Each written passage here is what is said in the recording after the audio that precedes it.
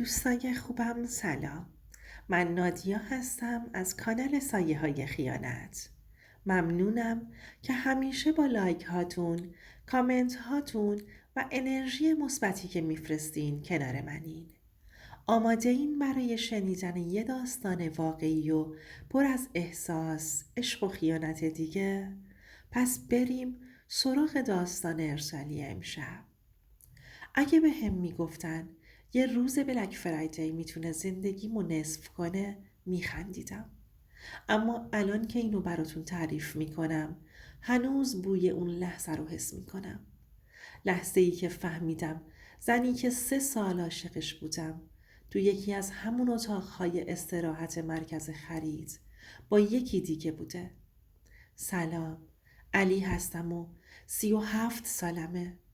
از اون مردهایی که هیچی از زندگی مفت نگرفتن.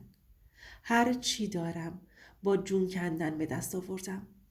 ولی به خدا قسم تو این 1 سال اندازه 10 سال پیر شدم.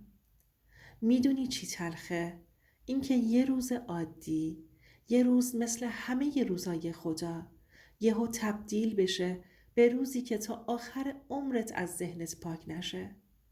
برای من اون روز بلک فرایدی بود. همون روز لعنتی که همه دارن خرید میکنن. من همون روز زندگیم رو از دست دادم.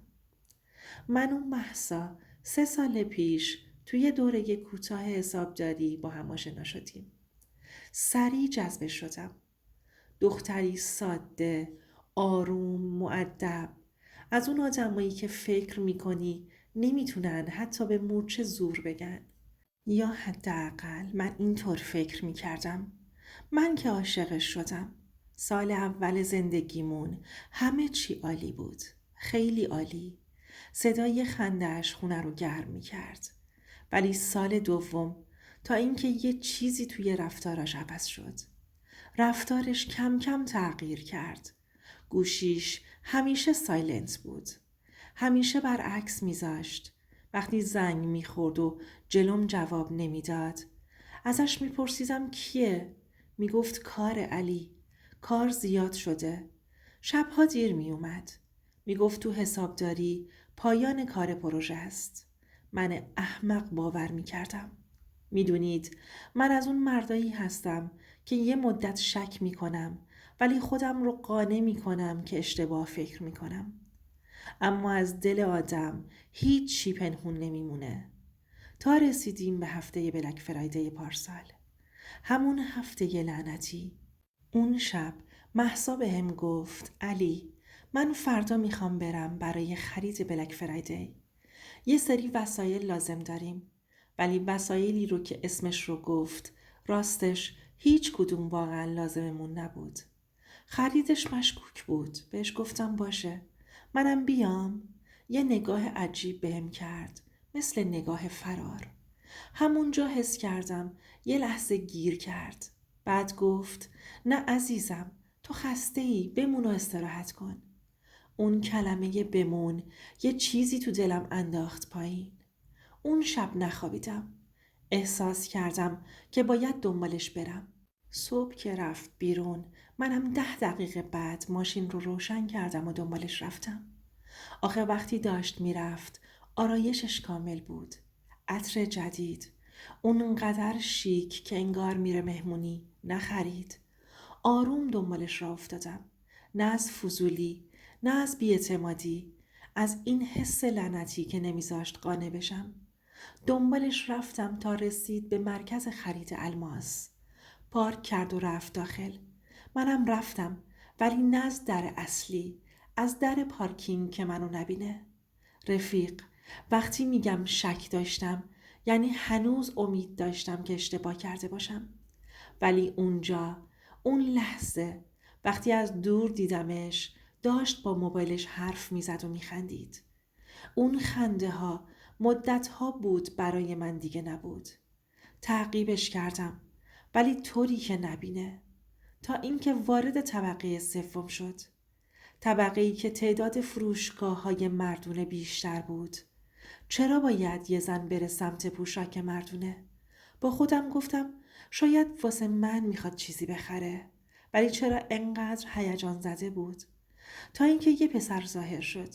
حدوداً 28 ساله. قد بلند، خوش لباس، با تعریش. از اونایی که انگار همیشه بوی اتکلونشون میاد. مهسا برگشت سمتش و یه لبخند زد. قسم میخورم. اون لبخند 1 سال بود که سهم من نشده بود. و چیزی که دیدم هنوز قلبم تیر میکشه. پسر دستش رو گذاشت روی کمر مهسا. مهسا هم خندید و دستش رو کنار نزد. با هم رفتن داخل فروشگاه. من پشت یک استند تبلیغاتی وایستادم. قلبم تند میزد. دستام یخ کرده بود. تمام پاساژ دور سرم میچرخید. ولی هنوز امیدوار بودم اشتباه کرده باشم. رفتم یه جای بهتر پناه گرفتم که ببینمشون. پسره داشت لباس مردونه براش انتخاب میکرد و مهسا هم داشت سایز میگفت. اونم سایز من رو، اما با یه لحن که انگار برای من نیست. چیزی تو دلم ریخت مثل آب جوش، اما این فقط شروعش بود. پسره نزدیکش شد. تو گوشش چیزی میگفت و مهسا میخندید.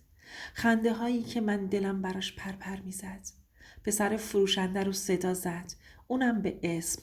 ازش پرسید اتاق استراحت خالیه؟ فروشنده گفت بله خالیه. من قلبم داشت از حرکت وای میستاد. این جمله رو که شنیدم کل بدنم یخ کرده بود. پسره برگشت سمت مهسا و دوباره خیلی آروم تو گوشش چیزی گفت. مهسا یه لبخند ممنوعه زد. یه لبخند خجالتی که قلبم رو شکافت. اونجا فهمیدم اون پسر صاحب اون فروشگاه بوده. بعد با هم رفتن سمت در اتاق استراحت. اونجا دوربین نبود. دقیقاً یه تیکه دکور. من یهو گوشی رو در آوردم. شروع کردم به ضبط کردن. دستام میلرزید. نه برای اینکه پخش کنم یا به کسی نشون بدم، ولی نیاز داشتم حقیقت رو ببینم و داشته باشم. در که بسته شد. همه چی دیگه کاملا واضح شد. من پشت در نرفتم. چون نمیخواستم از چیزی سر در بیارم که کار دست خودم بدم. فقط برای اینکه مغزم داشت باور میکرد. اون صدای خنده های خفه، نفس های بریده دیگه لازم نبود ببینم. دنیام فرو ریخته بود. همه چی روشن بود. نمیدونم چند دقیقه گذشت. ولی وقتی در باز شد، اول پسر اومد بیرون. موهاش کمی به هم ریخته بود. تو صورتش نفسش کوتاه بود. نگاهش یهو خورد به من. چون منو نمیشناخت فکر کرد مشتری هستم. یقش رو درست میکرد. بعدش مهسا اومد بیرون. گونه هاش سرخ شده بود و موهاش کمی به هم ریخته بود. من رفتم جلوتر. مهسا منو دید خشکش زد. نه داد زدم نه فوش دادم. فقط گفتم خرید بلک فرایدی چسبید. رنگش برید. مثل گچ سفید شده بود. حتی نتونست یه کلمه درست و حسابی حرف بزنه. پسره گفت ببخشید شما؟ گفتم شوهرش. مهسا گفت علی من به توضیح میدم. گفتم لازم نیست خودم همه چی رو دیدم. پسر سکوت کرد. انگار انتظارش رو نداشت که مهسا متأهل باشه. نگاه هر دوتاشون روی من خشک شده بود. من برگشتم و رفتم. آروم و بی صدا. راحت بدون داد و فریاد. آخه وقتی قلب آدم میترکه دیگه صدا نداره. دیگه انرژی داد و بیداد نداری. همون شب مهسا وسایلش رو جمع کرد و رفت. بدون گریه و بدون خواهش. چون روی موندن نداشت. فقط یه جمله بهم گفت. علی یه مدت بود حس زن بودن کنار تو رو نداشتم. حرفش مثل یه خنجر خورد تو قلبم، ولی جواب ندادم. چیزی برای گفتن نبود، چون میدونستم اون حس رو جای دیگه پیدا کرده بوده. از ماه‌های قبل. طلاق گرفتیم. بی سر و صدا. بی هیچ حرف اضافه. بعدش من موندم و شب‌های طولانی که هر بار چشمامو میبستم میدیدم در اون اتاق استراحت داره بسته میشه. شب‌هام همین شده بود برام کابوس. چند هفته که اصلا نمیتونستم بخوابم. فقط چشمامو میبستم و باز و بسته شدن اون در لعنتی رو میدیدم. ولی کم کم از همون درد جون گرفتم. دوباره شروع کردم به زندگی کردن. باشگاه رفتم. با آدمای جدید آشنا شدم. فهمیدم یه رابطه بد میتونه بهترین شروع باشه. بلک فرایدی برای همه روز خریده. ولی برای من شد روز آخرین چیزی که از اعتمادم باقی مونده بود. اما میدونید چی فهمیدم؟ بعضی آدم ها قرار نیست بمونن. باید برن تا خودت برگردی سر جای درستت. من اون روز شکستم. ولی از دل همون شکست دوباره خودم رو ساختم. و الان یه سوال دارم ازتون. اگه شما جای من بودید همونجا وقتی حقیقت رو میفهمیدید میرفتید داخل؟ یا مثل من آروم میرفتید و میذاشتید زمان جواب بده؟ واقعا دوست دارم بدونم چی کار میکردید. دوست عزیزم، اینم از داستان امشب. مرسی که تا آخر داستان با من بودید. ازتون صمیمانه ممنونم. شماها باعث میشین این داستانها شنیده بشن.